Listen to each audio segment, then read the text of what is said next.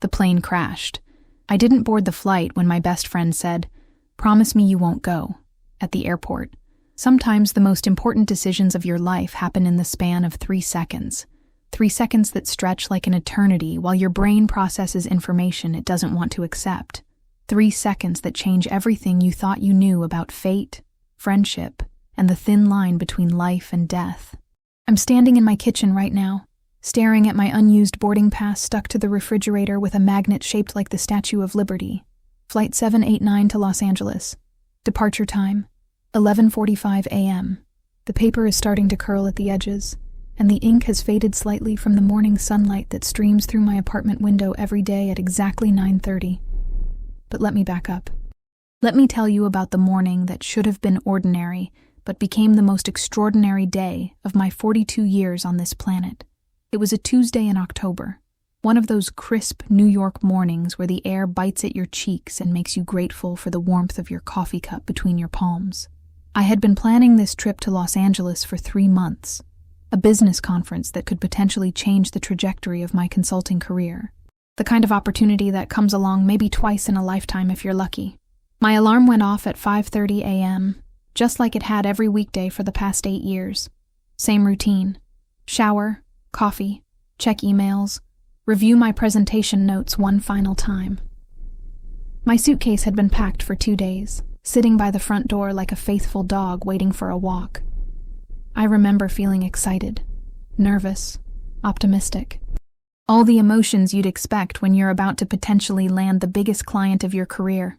The taxi was scheduled to arrive at 8:15 to get me to John F. Kennedy Airport, with plenty of time for my domestic flight. I had everything planned down to the minute, the way I always do. Organization has been my superpower since college, the trait that has carried me through every major transition in my life. At 7:45, my phone buzzed with a text message that would change everything. "Can you meet me at the coffee shop on Bleecker Street before you leave? It's important. Please, Michael." The message was from Sarah. Sarah Chen, my best friend since we met at orientation during our freshman year at Columbia University 24 years ago. Sarah, who never asked for anything unless it was genuinely urgent. Sarah, who had been acting strange for the past 2 weeks, canceling our usual Thursday dinners and giving vague responses when I asked if everything was okay. I stared at the message for a full 30 seconds, my thumb hovering over the keyboard. The rational part of my brain, the part that had gotten me through business school and built a successful consulting practice, was screaming that I couldn't afford to be late, that this opportunity was too important to risk missing my flight. But this was Sarah. I texted back, "On my way. Give me 20 minutes." The October air felt sharper as I walked the 6 blocks from my apartment in the Village to our usual coffee shop. Bleecker Street was already bustling with the morning crowd. Construction workers grabbing coffee before their shifts. Students from NYU hurrying to early classes. Shopkeepers opening their storefronts for another day. Luigi's Coffee had been our spot since our early 20s, back when we were broke, and splitting a single cappuccino was a luxury we had to budget for. The owner, an elderly Italian man named Giuseppe, had watched us grow up through our careers, relationships, breakups, and all the messy complications of adult life.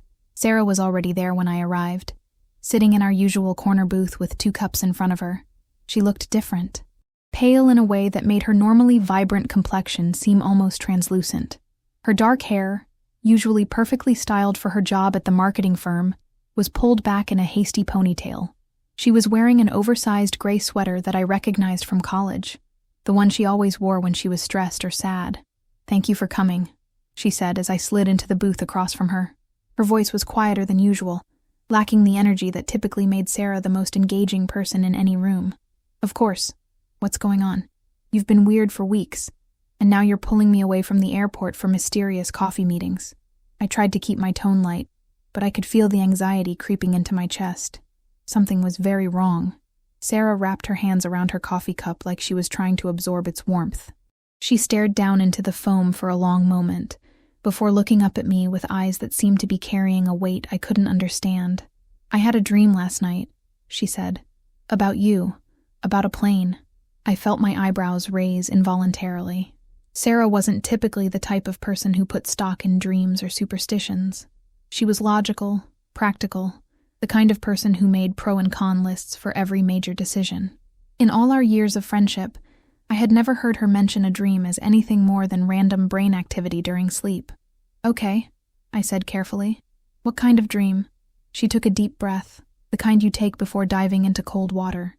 The plane was falling, not crashing exactly, but falling through the sky like a leaf. You were on it, and you were trying to call me, but your phone wasn't working. And there was this sound, this terrible metal-on-metal sound, and then silence. I leaned back in the booth, processing her words.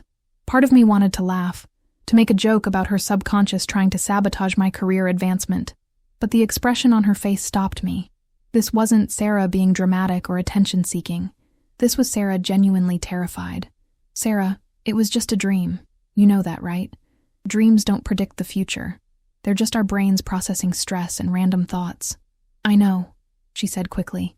"I know that logically. But Michael, it felt so real. I woke up at 3 a.m, and I could still hear that sound. I couldn't go back to sleep. I kept thinking about you on that plane, and I just..." She trailed off, staring out the window at the morning pedestrian traffic. A delivery truck was double-parked outside, blocking half the street while the driver unloaded boxes of vegetables for the restaurant next door. Normal Tuesday morning chaos in New York City. "Just what?" I prompted gently. "I can't shake the feeling that something terrible is going to happen if you get on that plane." The words hung in the air between us like smoke. I could hear Giuseppe behind the counter, grinding coffee beans for the morning rush. The espresso machine hissed and gurgled. Someone dropped a spoon, and it clattered against the tile floor. All the ordinary sounds of a coffee shop morning that suddenly felt amplified and strange. I checked my watch. 8:35. My taxi would be waiting outside my apartment in negative 20 minutes. I needed to leave now if I had any hope of making my flight. "Sarah, I understand that you're worried, but I can't miss this conference. This client could change my entire business. We're talking about a potential contract worth more than I made in the past 2 years combined." "I know," she said, and her voice cracked slightly. "I know how important this is to you, and I know how crazy I sound right now. But Michael, please, I'm begging you, don't get on that plane." I had never seen Sarah like this. In all our years of friendship, through her parents' divorce, through her brother's accident, through the end of her engagement 2 years ago, I had never seen her look this desperate, this afraid. "What exactly are you asking me to do? Cancel the trip? Reschedule everything? Sarah, this isn't how the business world works. I can't just not show up because my best friend had a bad dream. Take a later flight, or drive, or take the train. Just please don't get on that specific plane at that specific time." I rubbed my temples, feeling a headache starting to build behind my eyes. The rational part of my brain was screaming that this was insane, that I was about to make a career-limiting decision based on a nightmare. But looking at Sarah across the table, seeing the genuine terror in her eyes, I felt something shift inside my chest. This wasn't just about a dream. This was about trust, about 24 years of friendship, and all the time Sarah had been there for me when I needed her most. The time she drove 3 hours in a snowstorm to pick me up when my car broke down during my job interview trip after college. The way she showed up at my apartment with Chinese takeout and terrible movies every time I went through a breakup. The thousands of small moments when she proved that our friendship mattered more than anything else. "Michael," she said, reaching across the table to grab my hand. Her fingers were cold, despite the warm coffee cup. "I know this sounds insane. I know you think I've lost my mind, but I have never asked you for anything like this before.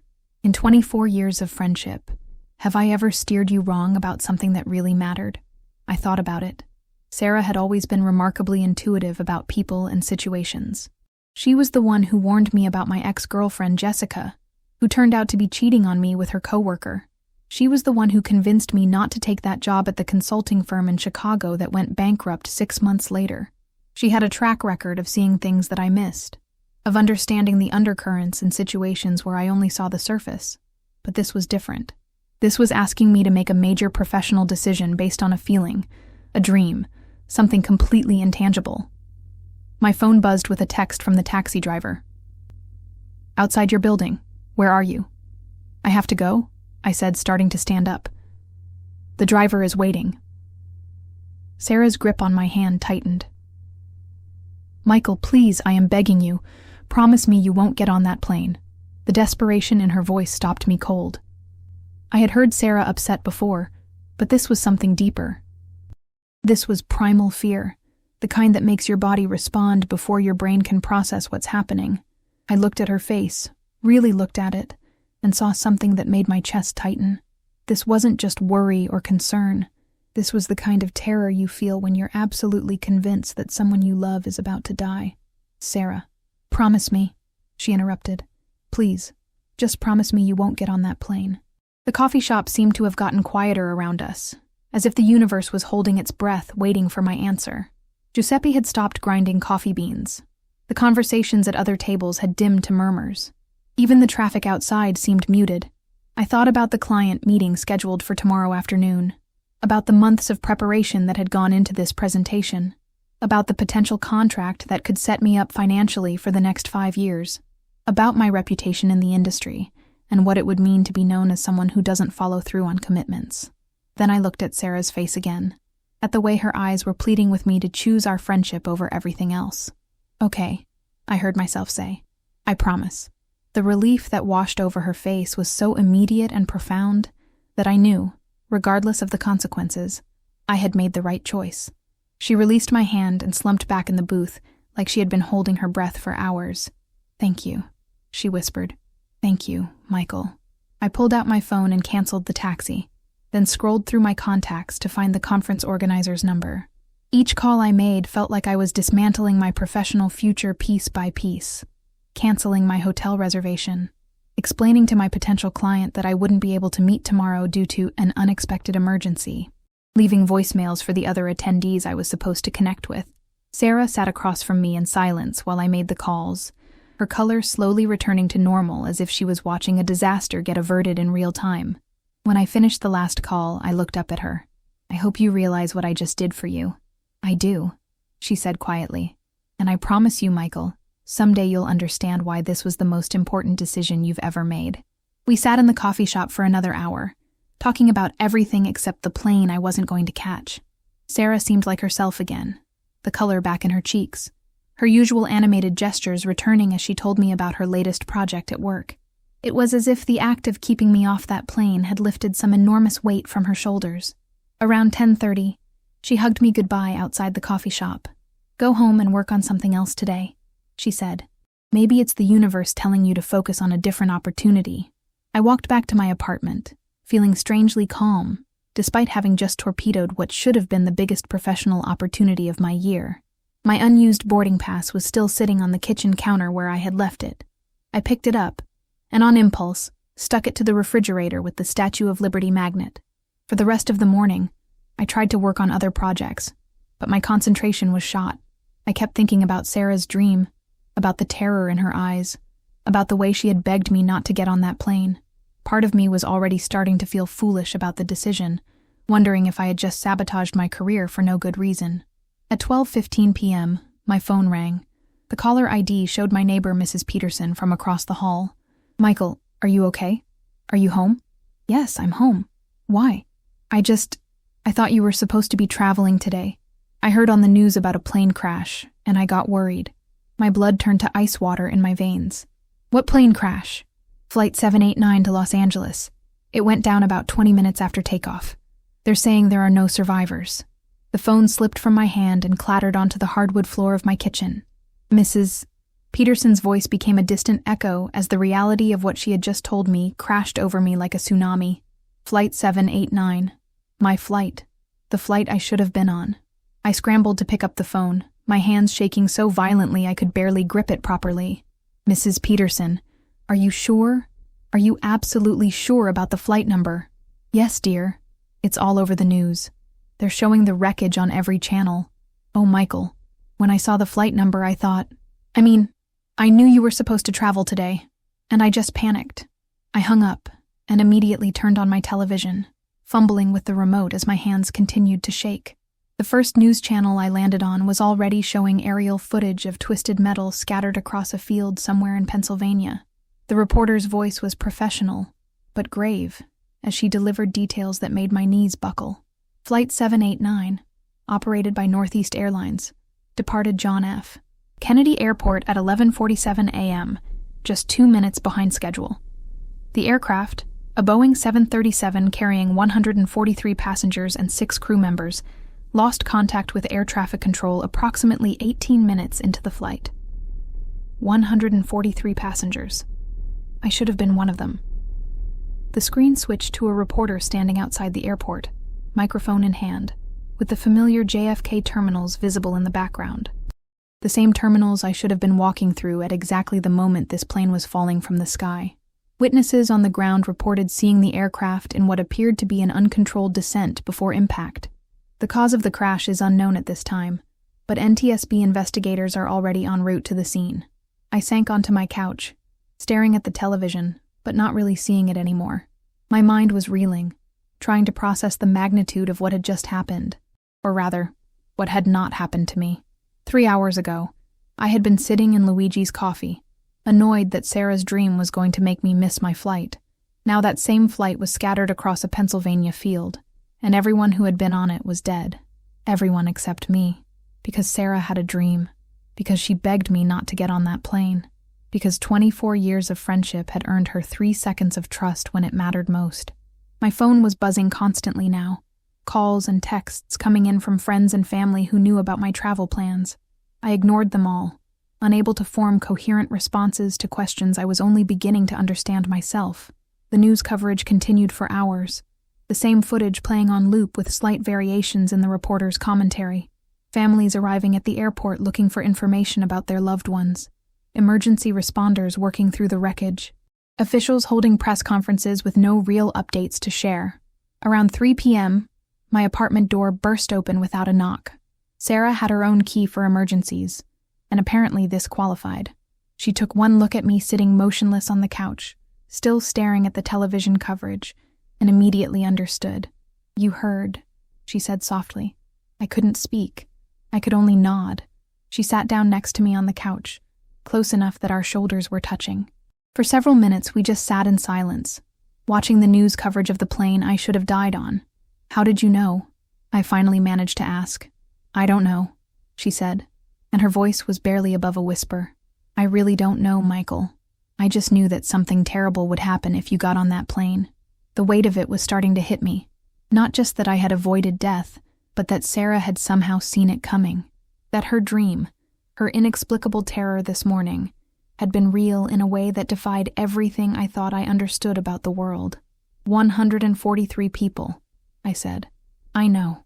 I should have been one of them, but you weren't. Because of you." She turned to look at me then, and I saw that she had been crying. Tears were still fresh on her cheeks, but her expression wasn't one of sadness. It was relief, mixed with something that looked almost like guilt. "I keep thinking about all those other people," she said. "All the people who didn't have someone to warn them, who didn't have a best friend with a crazy dream." The survivor's guilt was already beginning to creep in, though I didn't have a name for it yet. Why me? Why was I the one who got saved when 143 other people didn't? What made my life more valuable than theirs? "Don't do that," Sarah said, as if she could read my thoughts.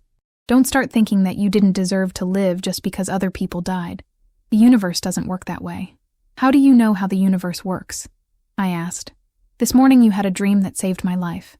Everything I thought I knew about reality has been turned upside down in the span of 6 hours." She didn't have an answer for that, and we fell back into silence.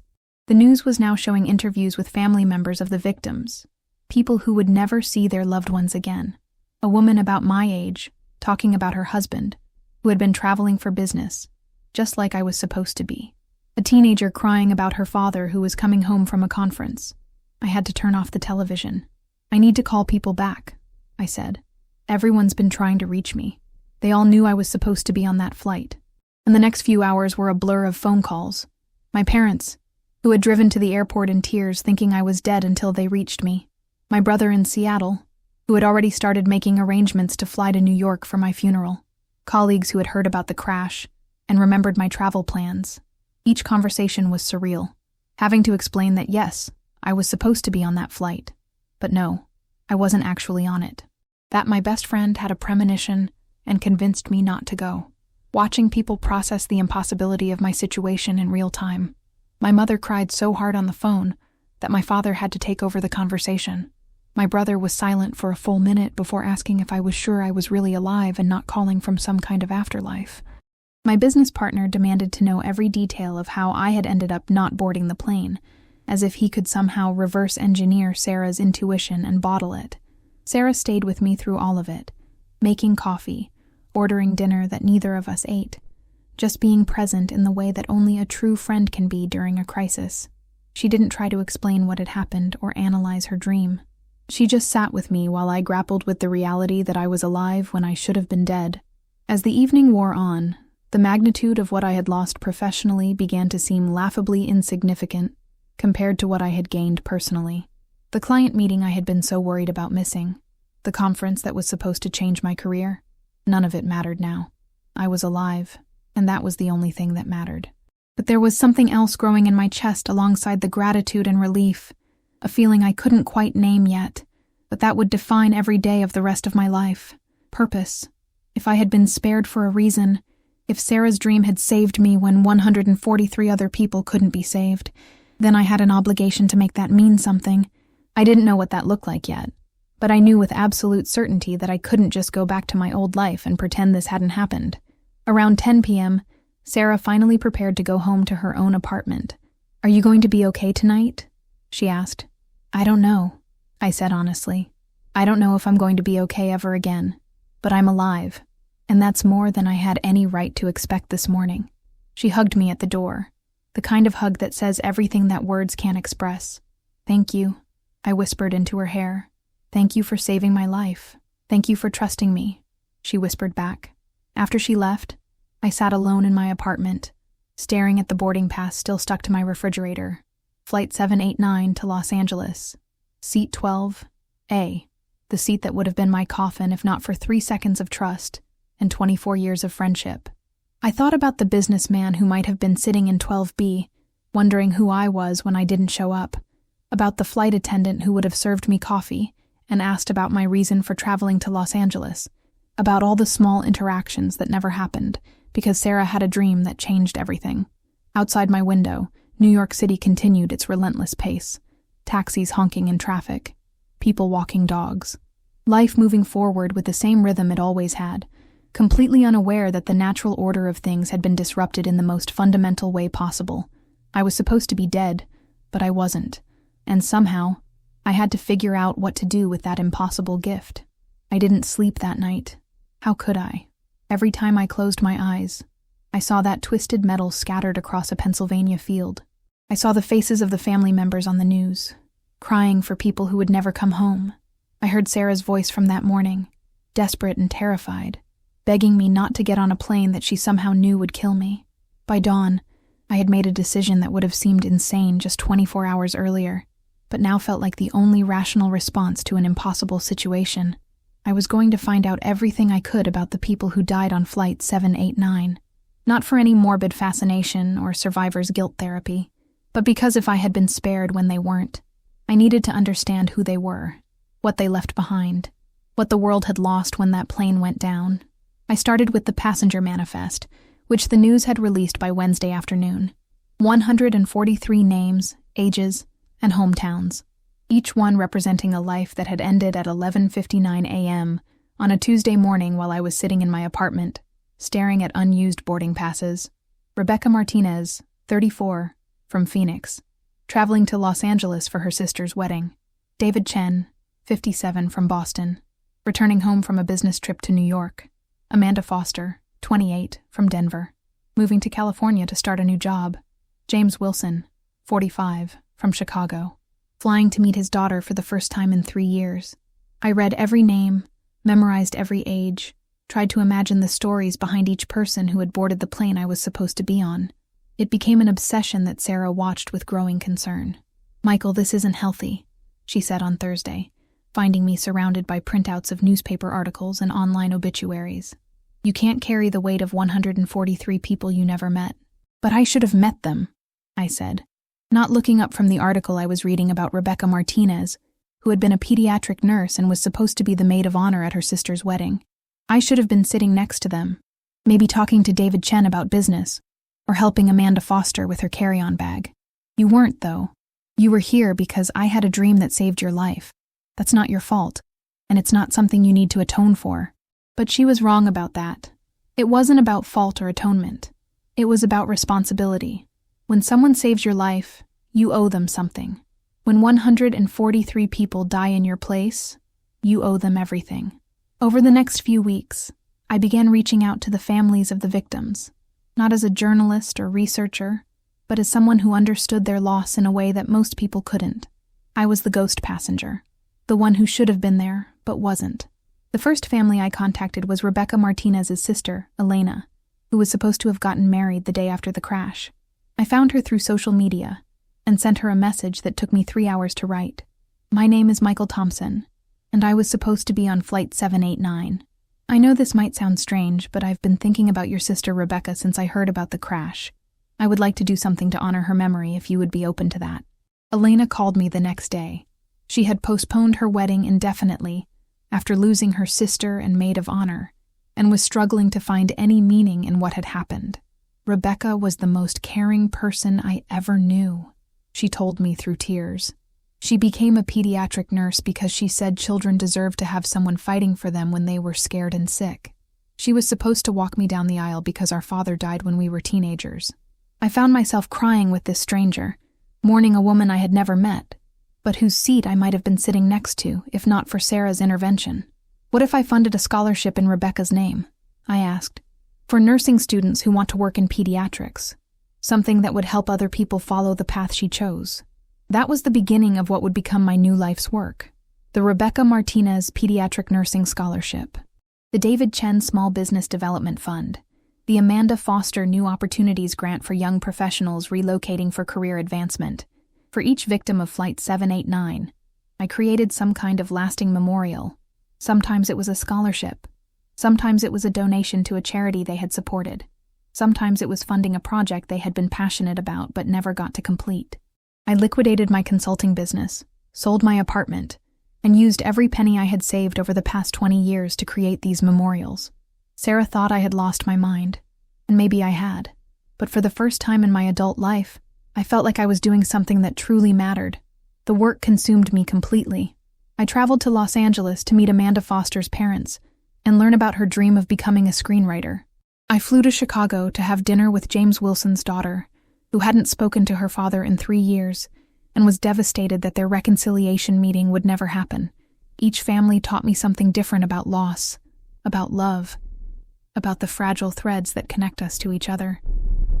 But it was James Wilson's story that affected me most deeply.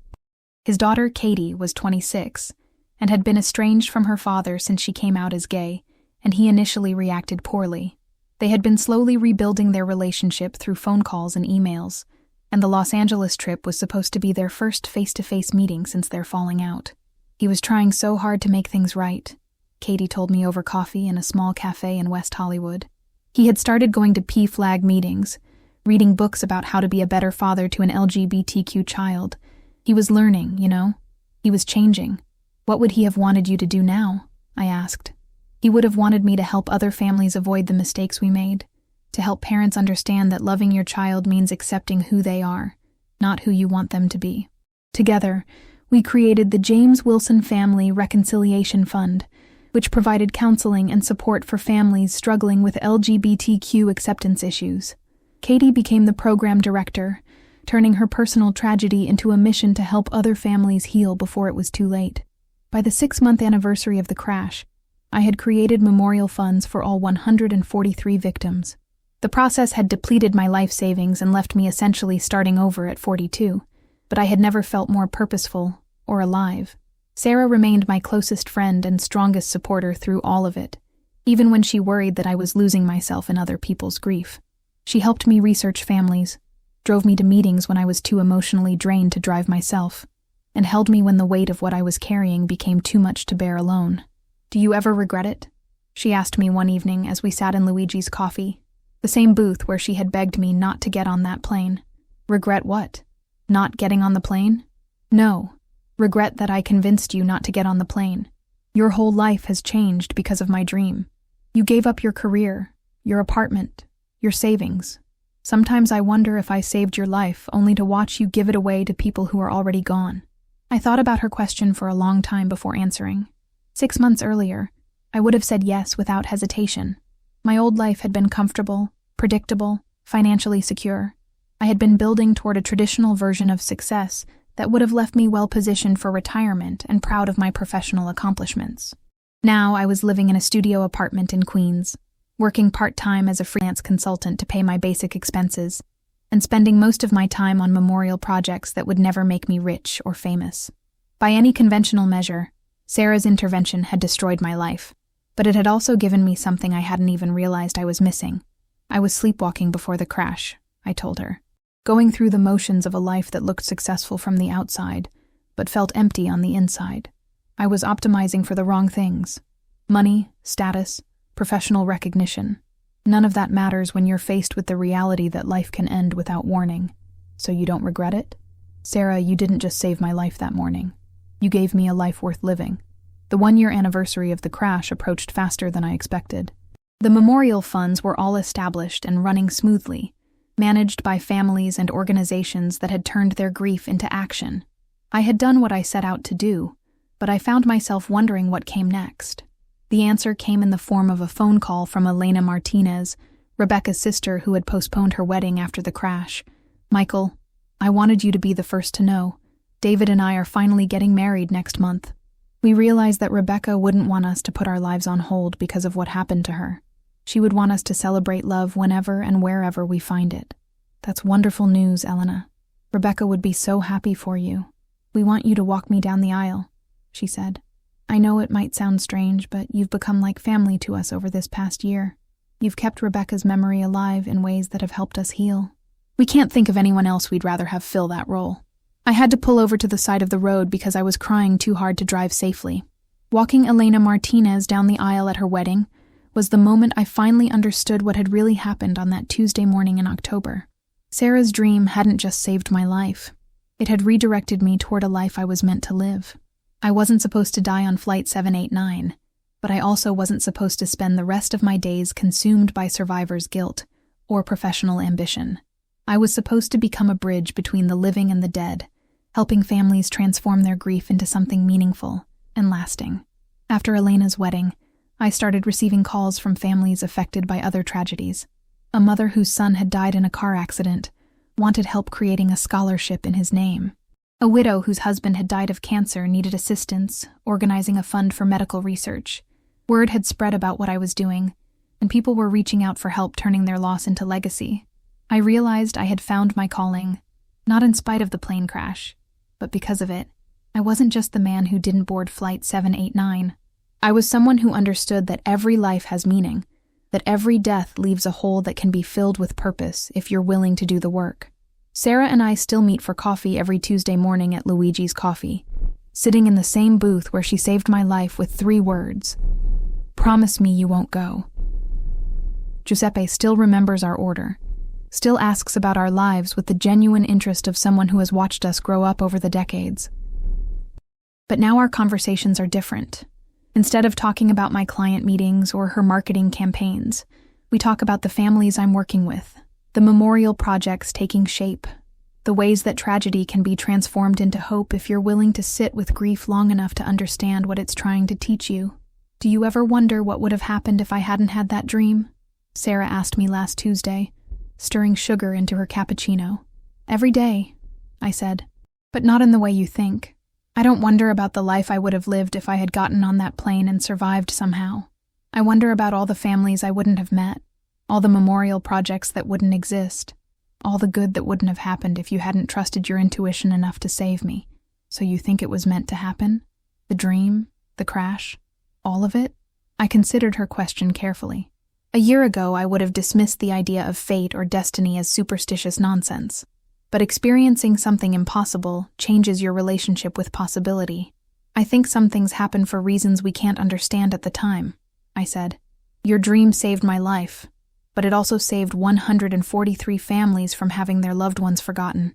It gave me a purpose I never would have found any other way. Maybe that's what miracles really are. Not just the impossible thing that happens, but everything that becomes possible because of it. Giuseppe brought us fresh coffee without being asked, the way he has for 25 years now. Outside the window, Bleecker Street bustled with its usual Tuesday morning energy. Construction workers, students, shopkeepers, all going about their ordinary lives with no idea that their world contains miracles disguised as coincidences, dreams that save lives, and friendships strong enough to change the course of fate itself. I pulled out my phone to check my calendar. Today, I was meeting with the parents of a young teacher who had died in a school shooting, helping them plan an education fund in her memory. Tomorrow, I was flying to Seattle to speak at a conference about transforming grief into action. Next week, I was having dinner with Katie Wilson, James's daughter, to celebrate the first anniversary of the family reconciliation program we had created together. My life looked nothing like I had planned, but it was exactly the life I was meant to live. And it all started with 3 seconds of trust on a Tuesday morning in October, when my best friend looked me in the eye and asked me to choose our friendship over everything else I thought I wanted. Sometimes the most important decisions of your life happen in the span of 3 seconds. 3 seconds that stretch like an eternity, while your brain processes information it doesn't want to accept. 3 seconds that change everything you thought you knew about fate, friendship, and the thin line between life and death.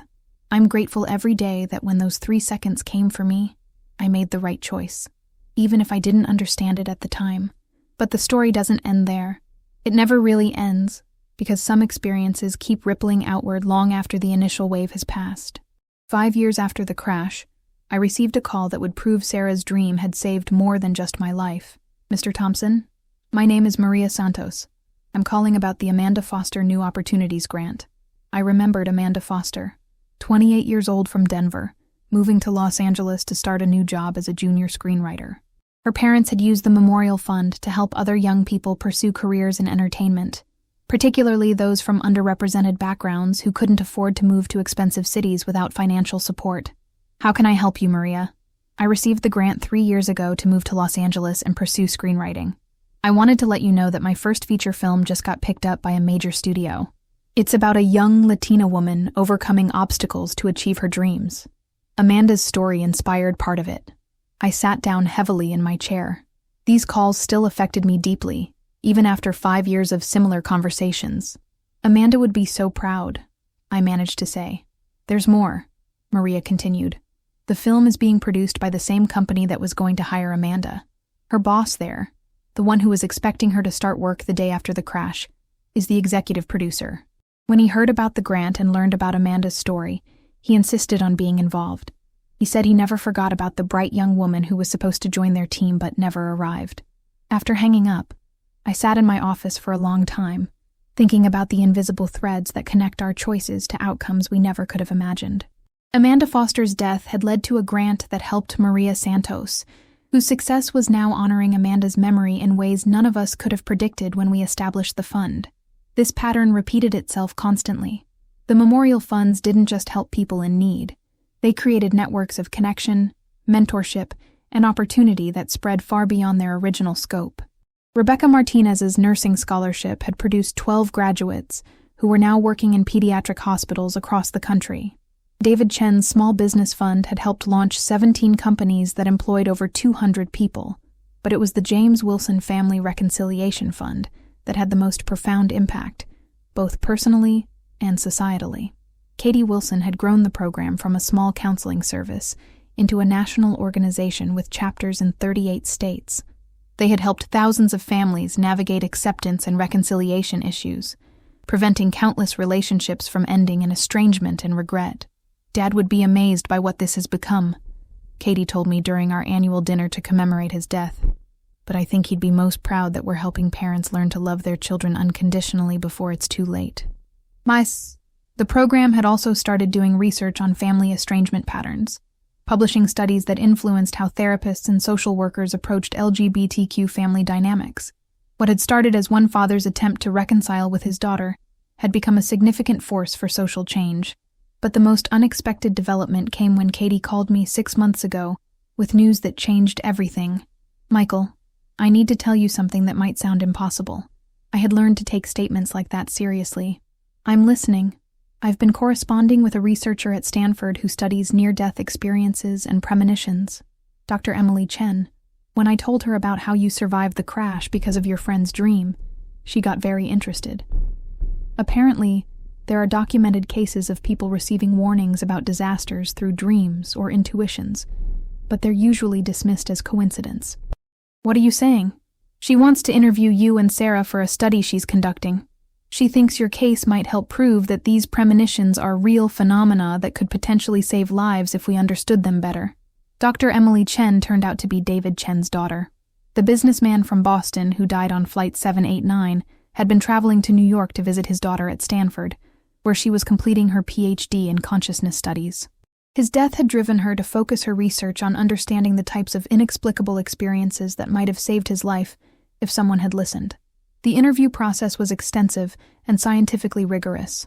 Dr. Chen tested Sarah's recall of the dream, her sleep patterns in the weeks leading up to the crash, her history of premonitions or unusual dreams. She conducted similar interviews with dozens of other people who claimed to have received warnings about disasters.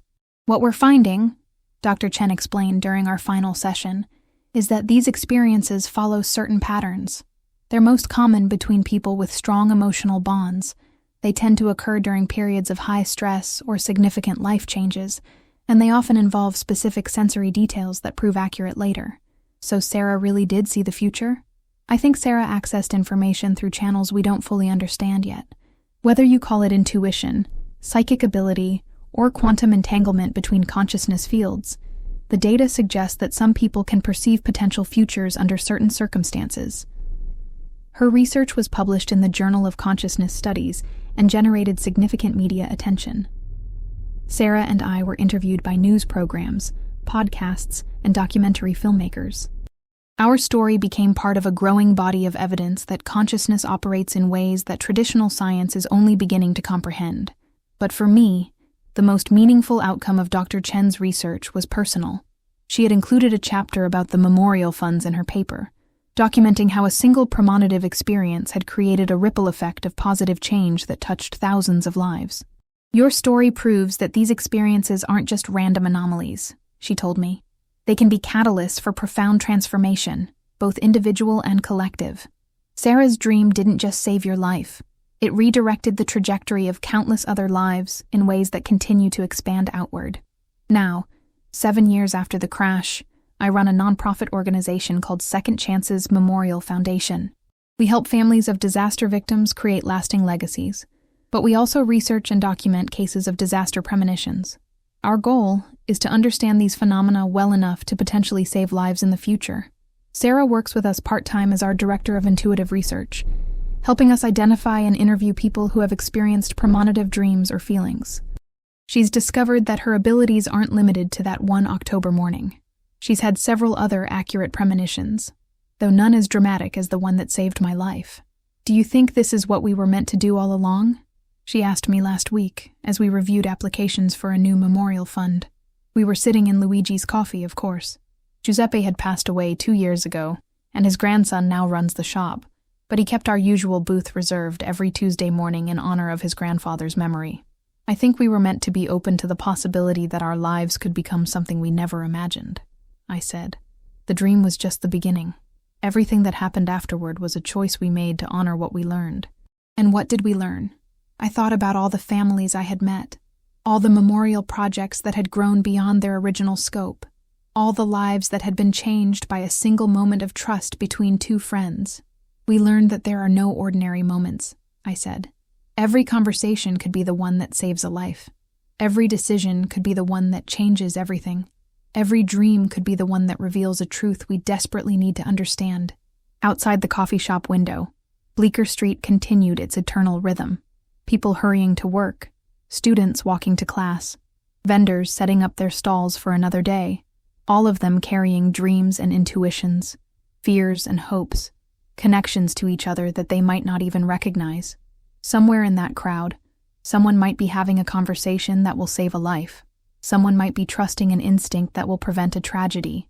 Someone might be making a choice that will ripple outward for generations, creating change they can't imagine and healing they can't foresee. And somewhere else, in cities across the country, young nurses are caring for sick children thanks to Rebecca Martinez's scholarship. Small businesses are thriving because of David Chen's fund. Families are reconciling because James Wilson's daughter turned her grief into a mission. Lives are being lived that would have been lost Dreams are being achieved that would have been abandoned. Love is being chosen over fear, because one person listened to another person's impossible dream on a Tuesday morning in October. The boarding pass is still on my refrigerator, 7 years later. Flight 789 to Los Angeles, seat 12A. Sometimes visitors ask why I keep it there, why I would want to be reminded of something so traumatic. I tell them it's not a reminder of trauma. It's a reminder of possibility. It's proof that the universe operates according to laws we don't understand, that consciousness extends beyond the boundaries of individual minds, that love between friends can literally change the course of fate, but mostly, it's a reminder to listen, to trust. To be open to the idea that the people we care about might know things we don't, might see futures we can't imagine, might carry wisdom that arrives in the form of dreams and fears, and inexplicable certainties that demand our attention. Because sometimes the most important person in your life will look you in the eye and ask you to trust them about something impossible. And sometimes, if you're very lucky, you'll be wise enough to say yes. Even if you don't understand why until much later.